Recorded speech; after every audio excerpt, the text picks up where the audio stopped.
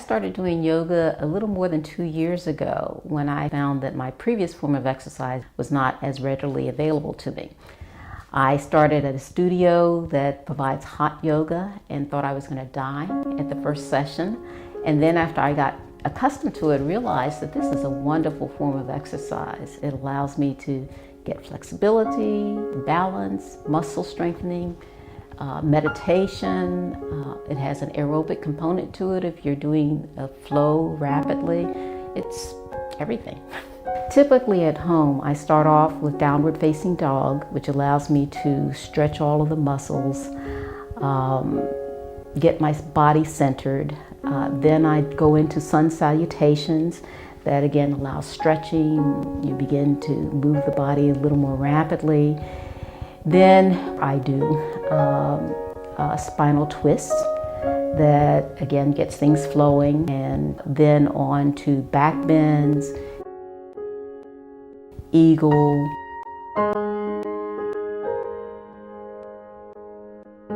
triangle. So just about every muscle group gets used. I think that yoga has a number of health benefits, and we have research at NIH and NIA that supports the fact that there's benefit to increasing one's flexibility, increasing one's balance. That's very important in terms of helping to prevent the risk of falls as one gets older. There is benefit in terms of strengthening muscles, also important in falls protection. I think it's one of the best forms of exercise that's available. Some of the conveniences of doing exercise, and in particular yoga at home, are that you can do it regardless of the time of the year and the outside temperature, whether it's too hot or too cold. You can do it with videotapes or to music, or there are even television instruction classes on yoga. You can do it with a group, or you can do it all by yourself. It's portable. As when I travel, I do yoga. I would say that yoga is a form of exercise that one can likely do to the end of one's days. It's low impact and yet has multiple benefits. So I think that's something I would want people to think about. You need to exercise. This is something that you can continue doing regardless of your age.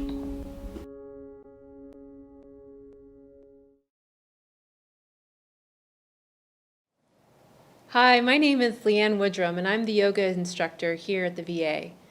We wanted to make a group of poses to help you out for the day-to-day stresses that you're experiencing helping us through COVID-19. The following poses that we'll be doing are power poses. They help to develop willpower, self-confidence, and feelings of joy, which we could all use a little of during these hard times. I hope you enjoy your practice today. I place my hands underneath my shoulders and my knees slightly behind my hips. I press the hands down and forward, down and forward. I curl the toes, lift the knees to lift the hips, and take the thighs back. I keep pressing into the hands down and forward to lengthen the spine. My legs are straight. I come high onto my toes and lift the thighs up and back to keep the spine long. Legs straight, arms straight. Adho Mukha Svanasana. Then walk the feet and the hands toward one another. And come up. All right, from Tadasana, take your weight into your heels and press into your inner feet. Roll the thighs in, descend the tailbone. Arms up by your head, just like we did in Vrikshasana. Now we're going to sit back on our heels. Inhale, lengthen up toward the ceiling. On an exhalation, move the weight into the heels as you bring the thighs to parallel with the floor. Keep lifting the thumbs back, extending the fingers up toward the ceiling.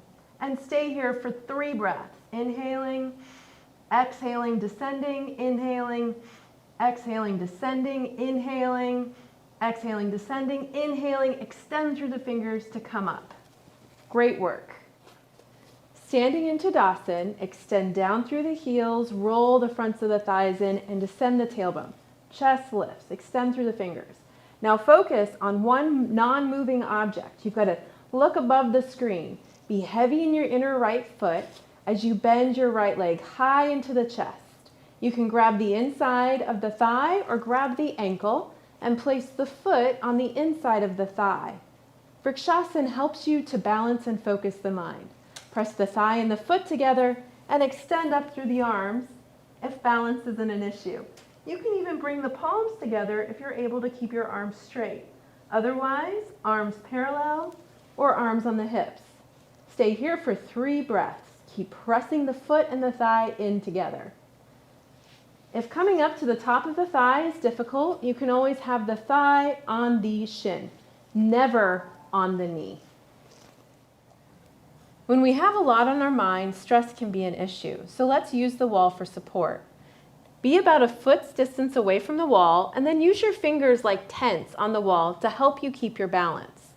Be steady in your standing leg, press into your inner heel and inner foot, and then bend the knee high into the chest, grab the ankle, and place the foot and the thigh in toward each other. If the foot keeps slipping, you can keep holding the ankle with the hand. Be steady, inhaling, lift the chest, and stay here for several breaths. And then to release, knee comes back to center, and you come to standing in Tadasana. All right. Virabhadrasana 1, Warrior 1 pose. So from Tadasana, take your weight into your heels, bring your hands to your chest, bend your knees, and jump or step the feet wide. Now revolve the upper arm as you bring the arms alongside the ears. Turn your back foot in, your front leg out. Be heavy in the back heel as you bring the front thigh to parallel with the mat. Virabhadrasana 1, Warrior 1 pose. Stay here for 3 breaths, and if you're able, you can even take your gaze between the hands, mustering up willpower. Inhaling and exhaling. When you're done, pull up through the arms to straighten the front leg, turn your feet forward, and then jump or step your feet back together in Tadasana. Now we'll do Warrior 2, Virabhadrasana 2. From Tadasana, bring your hands to your chest, bend your knees, and jump or step your feet wide. Keep extending through the arms.